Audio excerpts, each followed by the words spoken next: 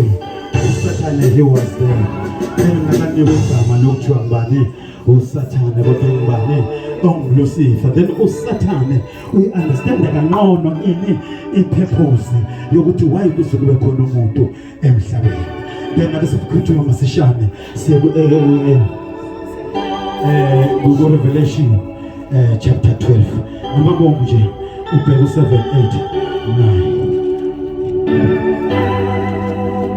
9 verse number 7.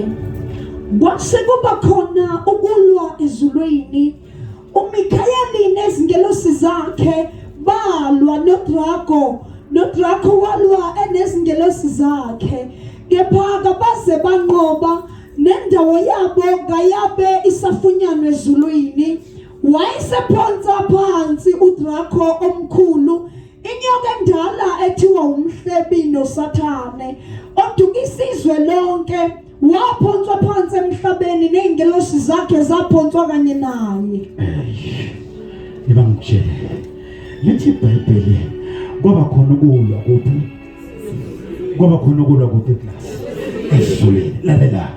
Uma kuliwe ezulwini lalelake angikuchazele kancane. uSathane you understand lento yeathi. You understand abazalwane? uSathane understand lento yeathi. You understand ukuthi we are worshiping God who art in heaven. Then uSathane, that's why ayekwazi ukumkhuthuza uNkulunkulu kuma decision, because he was doing art. Ngafala sontweni ngabonisa. Hallelujah. Nangizwa bazalwane. Amen. Nangizwa bazalwane. Amen. Lalela lithi izulu kunengilosi. uSathane was given ingilosi as more than millions ayenza nazi art yakuphi yasezulwini. You understand bazalwane? Nawubheka kahle abantu ababuye university bazakutshela ukuthi uSathane wathi makahambe ezulwini usigosha umlilo. You understand bazalwane? The powers ayenjani ayenikwe wona. You understand bazalwane? iBhayibheli anikwe ini ingilosi ezazinjani ezazimkhonza zidumisa kanye naye. You understand bazalwane? Lalela lithi iBhayibheli uSathane wangenwa yilento engena abafundisi beyikhathi zalamhlanje zokudakwa ludumo. You understand bazalwane? Wasefuna naye ukuthi akhonze kanye noNkulunkulu. Lithi iBhayibheli uSathane waqala esezulwini waneba abazalwane ubusuku nemini wangalali. You understand bazalwane? Lithi iBhayibheli noMikayeli, the word Mikayeli lisho ukuthi who's like God. Hallelujah. Jesus. Lalela. Ayikho mawele. Ayisiye yakho. I'm very surprised. Kuthi indoda izoma ithozana endaweni so uzobe ngizokuthi kanti ubani wenza.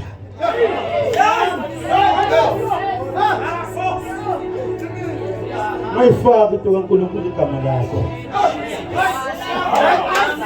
Don't attach your name entweni kabani kaNkulunkulu. Ngoba uNkulunkulu nasifuna zokuzenjani ozoyithatha. Ozani bazalwane nizobona umfundisi umsibe. Bonke abantu abasindiswe la ekhaya bazofakaza. Fika la ekhaya kunenyawo lini. Lavela inyawo.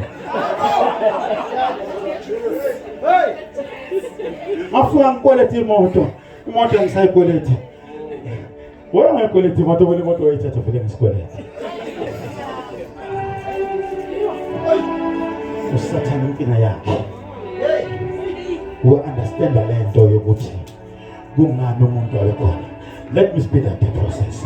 Then uSathane umaxoshwa lithi iBhayibheli uMikayeli wabona ukuthi izulu liyaxokozela ezulwini nakuthula, kodwa munye umuntu owenza izulu ezinjani bengakwazi ukuthi nokuthula. Lithi iBhayibheli uSathane wabanjwa. Nalo wabanjwa nani? Nengilosi zakhe. Wenza njani? Waphonsa kuphi? Ephansi kuphi emhlabeni nengilosi zakhe. Mana ngitshele uma wafika emhlabeni lithi iBhayibheli wafika watholweva wahlezi uhlezi naseEdeni wafika wabuza izinto wabypass system kabani kaNkulunkulu ethi kamushiya yini uNkulunkulu ukuthi nihle because wayoflahle usathane ukuthi umlayezo wawunganikwanga Eva kodwa umlayezo unikwa Adamu akubona sangabuza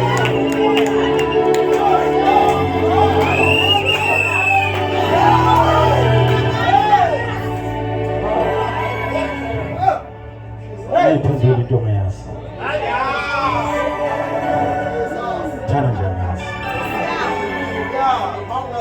uEva kwakufuna into ekhona into elula ichibozo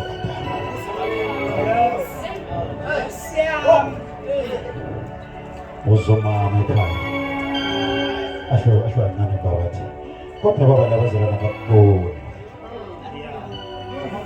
ababona noma ungena bahlala nje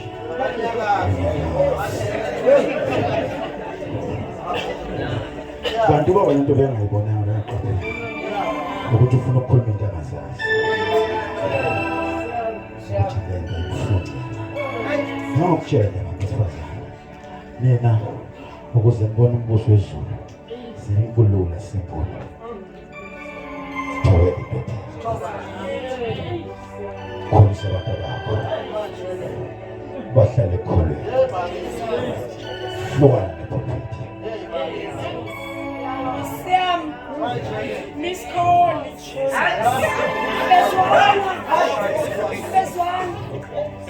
intoza sezulwini zisuka phezulu zehlele phansi ezaphansi zisuka phansi zikhuphuke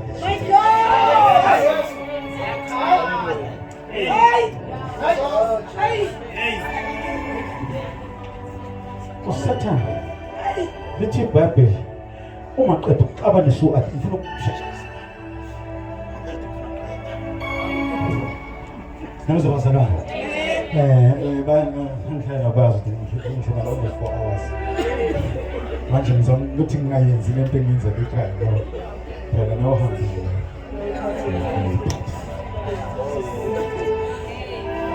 namaste bazalwane so ngimangitshele almost uEva aqeda ukuhlukanisa umuntu noNkulunkulu ngimangitshele imfihlakalo uAdamu noEva into abayigqokile kwakuyinkazimulo kaNkulunkulu yayilento yayenza ukuthi bakwazi ukubona face to face noNkulunkulu. That is why iBhayibheli lithi uEva wakuthanda ukufana nabani noNkulunkulu because bebakwazi ukubona face to face baqedane ngoba uSathane aqeda unika uAdamu uEva isithelo nasenkazimulo yalahleka uAdamu then uEva yalahleka inkazimulo kuEva then Adamu wabamba ukuthi wabanjwa ukuthi le inyama yani yenyama yani because abantu bangasafana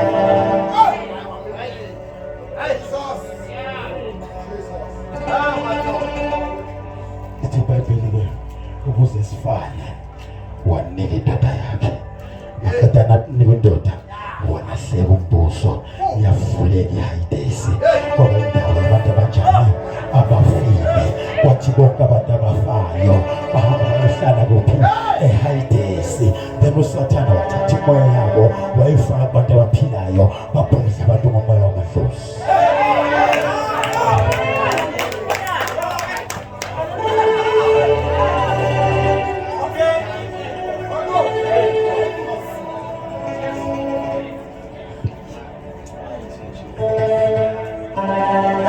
That is why ungifika uzohlola kuthiwa sikwazi ukutshela indaba zakho ungakathengisi.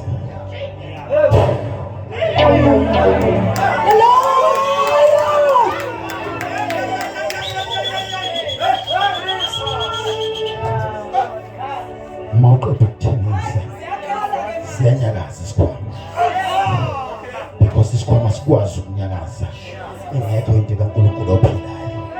Understand abazalwane kufanele into kaNkulunkulu njani ophilayo kuNkulunkulu njani ofile ukuze uNkulunkulu ophilayo anyakaza izinto ezifile. Hallelujah. uNkulunkulu wabantu abafile akwazi ukutshela ini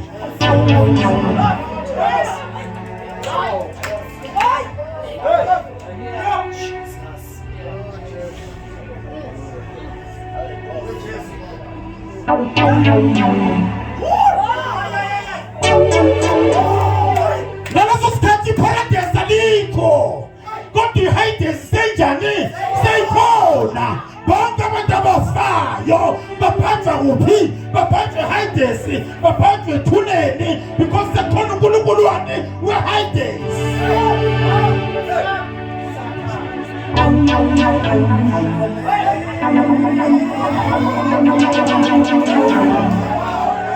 That's why ibandla lingenakuthula kunabantu abafuzwise.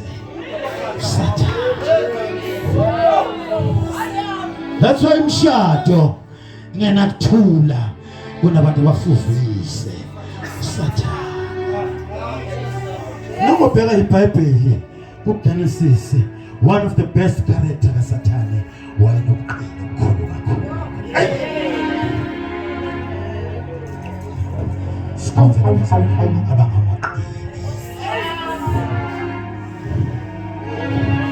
Uyayathola uphumalo abafundisa. Athi sikhonza nabazalwane abangamalulwane. Banomzimba womgondwane. Kodwa bona bayadisa. Abathola ilwane ehamba phansi.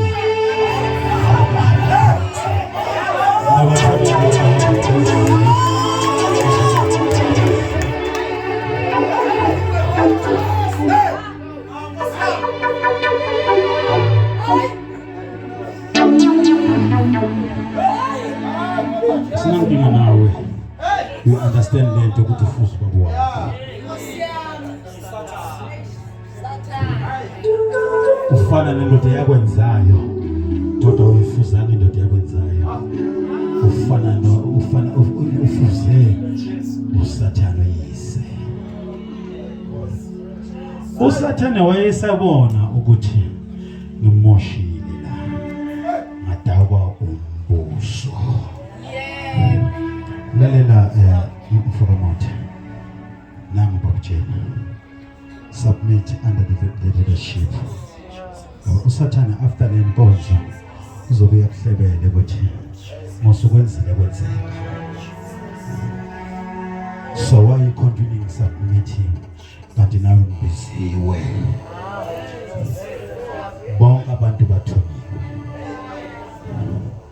bonke abantu babiziwe.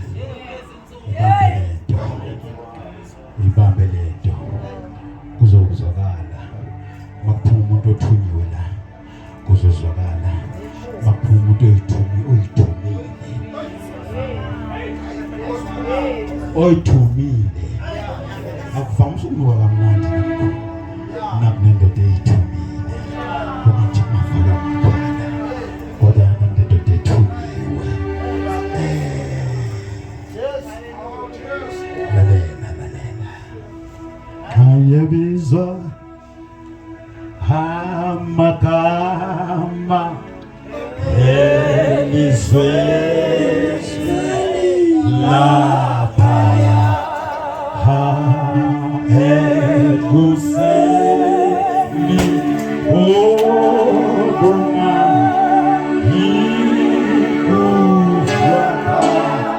ufaka ephelele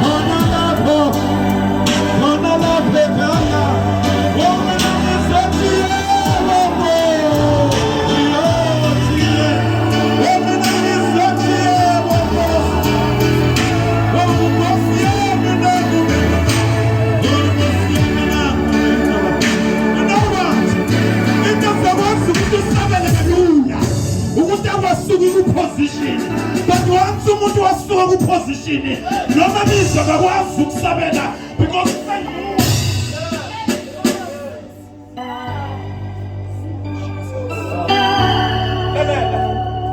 uSathane wamanipulate isystem kaNkulunkulu ethe izlenkosi ensimini yase-Edeni kwakukhona umuthi wokuphila nemizwa abazalwane ukuthi Adamu awudle umuthi ukuze aphile ne-understand. uSathane walalela, uSathane wazi ukuthi emhlabeni ayikho into uNkulunkulu ayithanda ukudlula inini umuntu. Then uSathane une-agenda yakhe na-understand ngento kabani kaNkulunkulu. Uthi uSathane makaxoshwa uthi uNkulunkulu ngizomlaya, akekho umuntu ozonjani ozomkhonza, abantu bazonjani bazokhonza mina. Ni-understand abazalwane? That is why uSathane waya ku-Eva wamanipulate ukuthi u-Eva kalala into ezivela kuSathane ukuze afe, ngoba uNkulunkulu wayengakwazi ukuqhubekisa uSathane aphile kanti usedlile.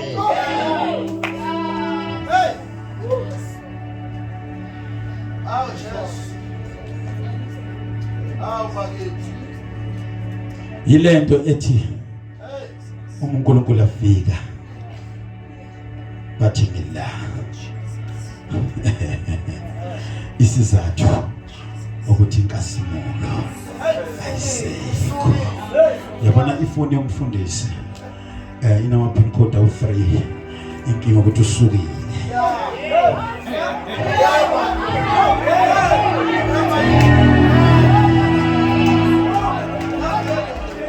Ivulwa ngomuno iphinde ivulwe ngento zakhona ngenamba before kufakwe iphethini.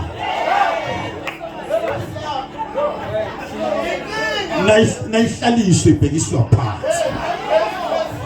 Indoda iphume ebadrumi inqunu ngesizathu esithi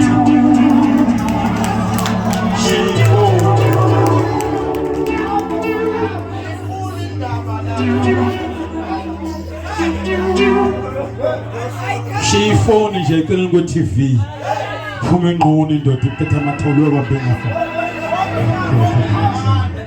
Sure. Jana mhlise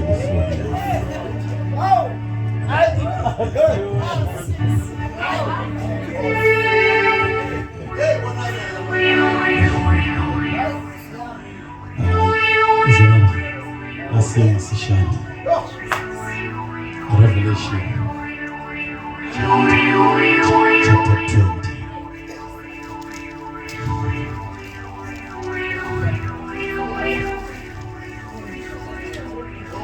No musi holela nasefanele wosipumisela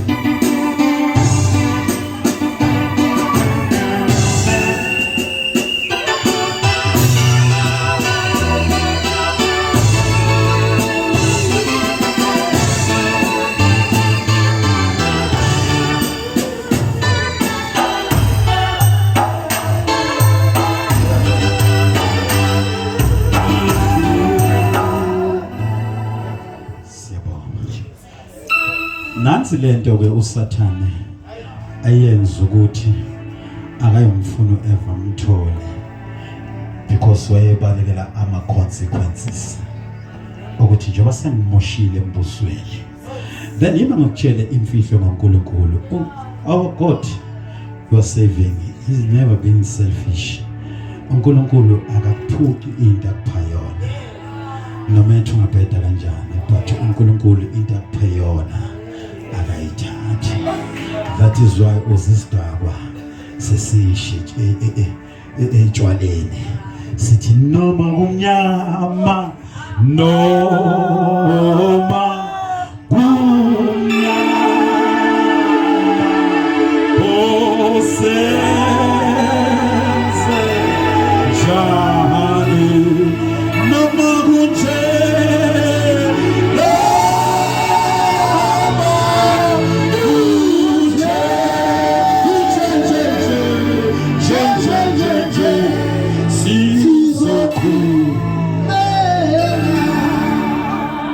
leso sikhathi ibhiye ihlezi phezu kwetafula sekhuluma into ayinikwa uNkulunkulu because uNkulunkulu akekho selfish. Yavuka ngaphakathi ukuthi uNkulunkulu wafa into noma sesetshwaleni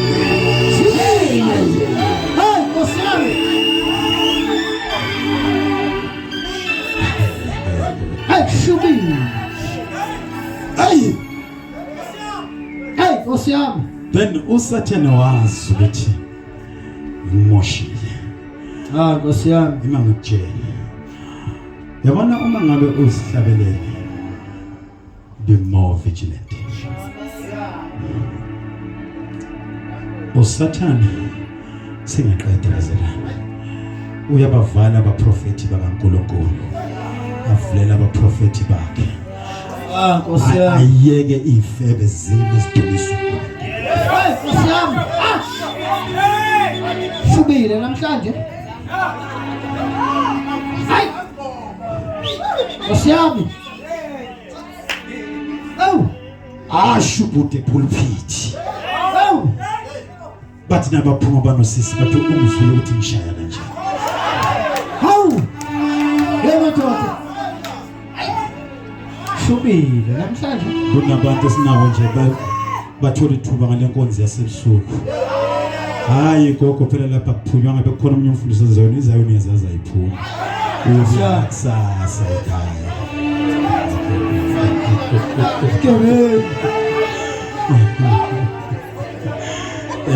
Nkosi Jesu. All right, masithi ke ngibazela. Asiyeni kuSamuel 20 chapter 11. Sifike ku11. Sibheke ku12.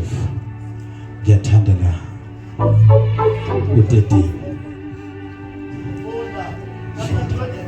Chapter 20 verse number 11. Ngase ngibona isihlalo sobukhosi esikhulu. uJohane ngabona. Esimhlophe nahlezi kuso. Ubuso bakhe babalekelwa yizulu nomhlaba. Akutholelwanga indawo. Ngabona abafileyo abakhulu nabancane. Bemi phambi kwesihlalo sobukhosi. Izincwadi zavulwa nenye incwadi yavulwa. Ngicela ibabela ncane. Lithi ke na ngabona uhlezi esihlalweni sobukhosi esimhlophe. Then ubuso bakhe babalekelwa yizulu. Ngabona abafile abakhulu nabancane nangizwa bazalwane bemi phambi kwesihlalo. Mana ke nayila ngithanda khona ithi izincwadi zavulwa but ngifuna ubambe nayinto kwakhona nencwadi evulwayo. uSathane uyabayeka abazalwane bahlale ezincwadini bengekho encwadini. So because ukuhlala ezincwadini kungumsebenzi kodwa ukuhlala encwadini ukuthi ungakuphila maphakathi. That is why abafundisi bakhe bashumayela ivangeli benza zonke izinto bakhipha iminikelo edurile banikela ngeyimoto zabo behleze encwadini behamba namashede. Usathana inkinga yakhe uyakuyeka. Usathana njengomntwana wasezulwini uyazazi izinto eziwukhiya esonza ukuthi ungafiki la uyakhona. Uyakuyeka ukuthi uhlale ugqoka amajazi amhlophe elikhulu engaka uhlonishwa abantu kodwa uyazi ukuthi wena uphile njani. Awuna.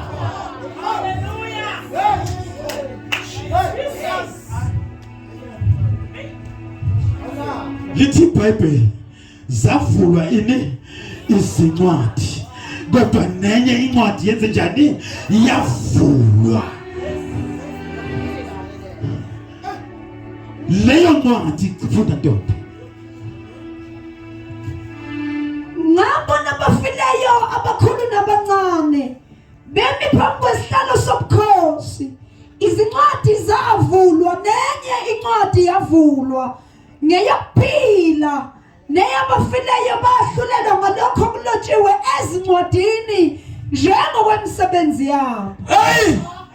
Abantu belalela lithi iBhayibheli abantu bahlulelwa konke ngakho konke kuphi okusezincwadi. Lalela abantu abasencwadini abaye ekuhlulelweni. John 5:24 ngiqinisile ngithi yini ozwa izwi labakholwe ngomthumileyo akayi kuphi ekufeni kodwa uya kuphi ephile. Lalela nansi imfihlo nasekuhlulelweni kanjani akayi. Because igama lakhe alilotshwanga ezincwadini kodwa igama lakhe likuphi lisencwadini.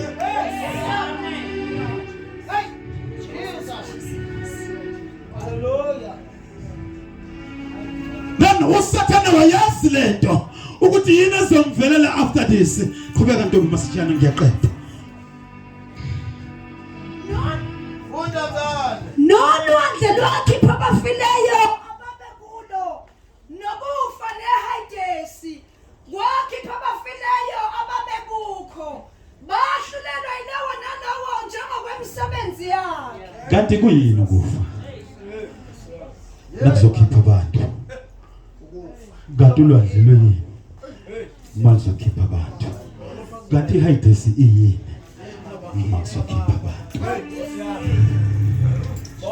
Yebo ngitshela. Mhla uSathane axoshwe ezulwini. Lithi iBhayibheli uNkulunkulu makenza umhlaba ameva the throne wayengekho yezabazalwane. Kodwa mhla uNkulunkulu exabana nomuntu umhlaba waveza ameva. That is why uSathane wayethatha ameva ngokunderstand ukuthi ameva vele on one condition awathosa uJesu. Athakuzwe nawe.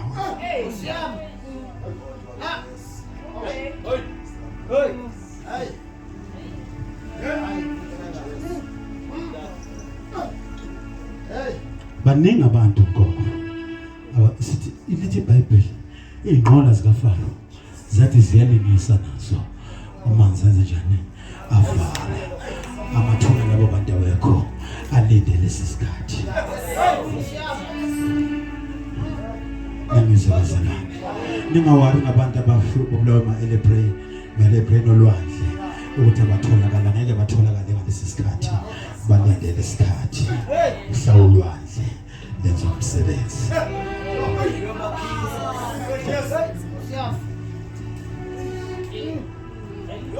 Ngaleso sikhathi uSathane uzobabhekene nenkinga. Asizwe. Ukufa neHadesi kwaphonswa echibini lomlilo. Lokho kungukufa kwesibili ichibi lomlilo. Uma khona angafunyaniswanga elotshiwe encwadini yokuphila waphonswa echibini lomlilo. Sathane wayazi ukuthi abhekene nayo manje isibabuli. Nangizabazalwane lithi iBhayibheli iHadesi nokufa konke kwakhipha kanjani abakulo kwathi bonke abangabutholakala encwadini yokuphila baphonswa kuphi nani understand abazalwane bonke abangatholakalanga baphuzwa that's why uSathane he's pushing agenda yakhe yokuthi angafi yedwa afe nabanye abantu yima ngitshele uSathane lalela ngitshela imfihlo uSathane wathi wayeconsult ukholo Kristu wayeconsult emadlozini ukubeka uphawu azonegotiate ngalo kusasa ukuthi lo muntu akangena ezulwini lo muntu ngelanga wakungamsiza lo sihamba nawe wena kade wathengisa ngomphefumulo wakho Shumayeli qhubeka Shumayeli qhubeka shaya isikhalami qhubeka kodwa wena wathengisa wena unophawu elithi iBhayibheli isidumbu saMoses sabanga nakufuna koMoses ayongcwatshwa lithi iBhayibheli uNkulunkulu wathumela ingelosi ukuthi sizomngcwaba uMoses noSathane wathumela zakhe ingelosi ukuthi ngikwazi ukungcwaba lo muntu lo ngoba lo muntu walalela mina nawe sakhe isidumbu sazobanga because isidumbu sakho sibanga lento yenza ukuthi uphefumulo wakho uyobhajwa ethuneni mafuna uSathane uNkulunkulu akunika lona thina abazalwane sendlela ifa zasesizweni nelela uthi uJesu makenenze kahle manifika yosuka mina nihlale mina umthandazo wami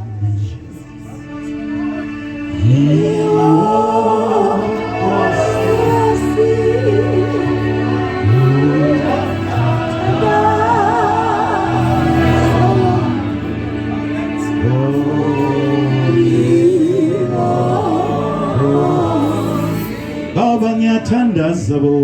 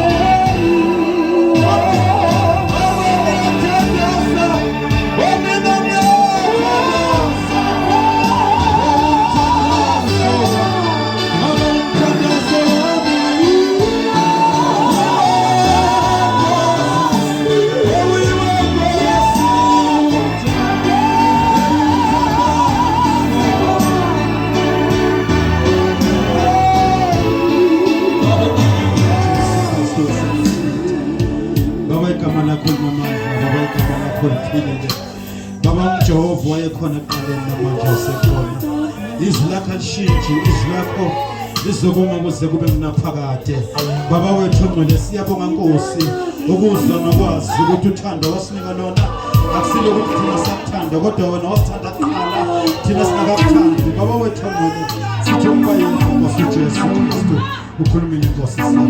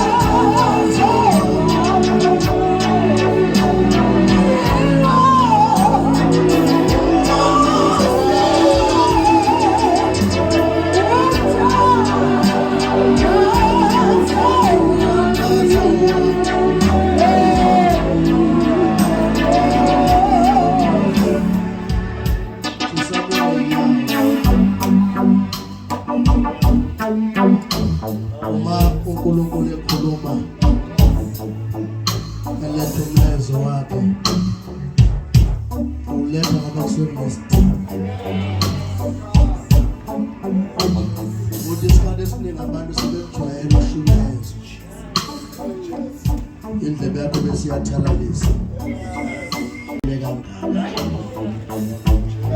ebusuku namhlanje ngifuna ukuvula ithuba nalowo muntu othi inkosi ngizwile ukukhuluma ngaloko uthalalisa ngazenza futhi ube ngcwele ongekongcwele ngoba uma kumitende kanje usho ukuthi impilo yomuntu iyadlula njoba lizokuwa itende kusasa kuzodilikela itende lelungile bese kwenzeka lento esho ngumfundisi bese siyavula incwadi be-2 and ngeke ugeja akekho umuntu onyotshala akekho umuntu ophatha indawo mawungekho encwadini yokuphila ukubafileyo mawungekho bafileyo usekuphileni awuvala amehla akho ufuna ukuthandaza nawe mayikhona umuntu othi inkosi la impilo yami phamisana zakho nesikhuleke nawe ebusuku ngaloko uthalalisa yazi ukuthi makuhlangenwe abantu bathatha kancane lento usiphathele kakhulu isandla sakho siphakame siqonde phezulu siyabonga mntanami ukuthi uyayizwa inkosi ithetha nawe usiphakamise isandla sakho kakhulu nawe uyakubona futhi ufuna ukuthandaza nawe nje ebusuku ngaloko uthi nje uthalalise wenze sengathi inkosi ayithethanga nawe uzenze sengathi wena wazi kakhulu wena ukhohlwe ukuthi uyakweleta usuku lokuhamba emhlabeni njoba ula kunewashi esethiwe esethwe emazulwini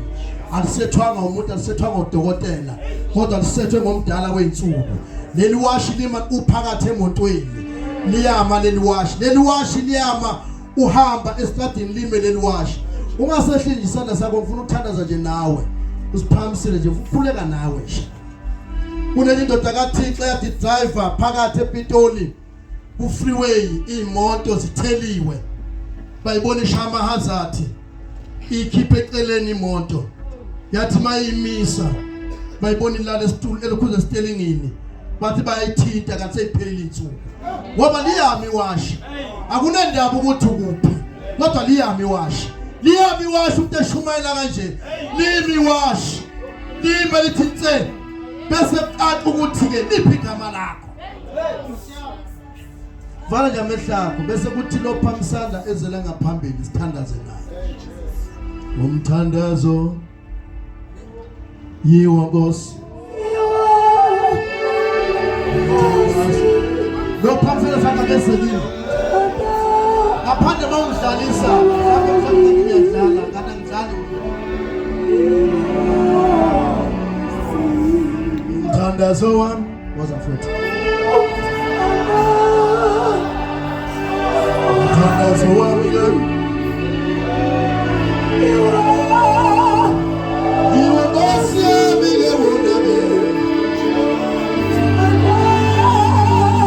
umthandazo wami yiwo Nkosi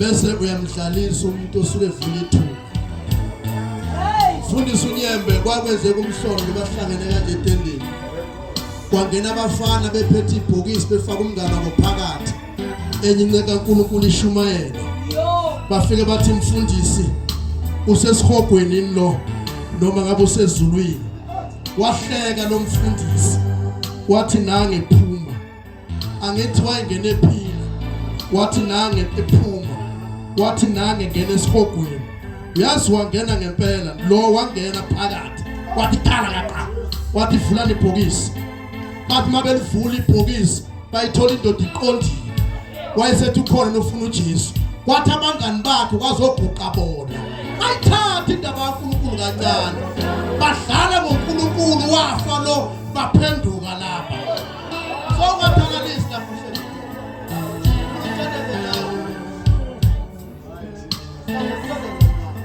uNkulunkulu ukhulumela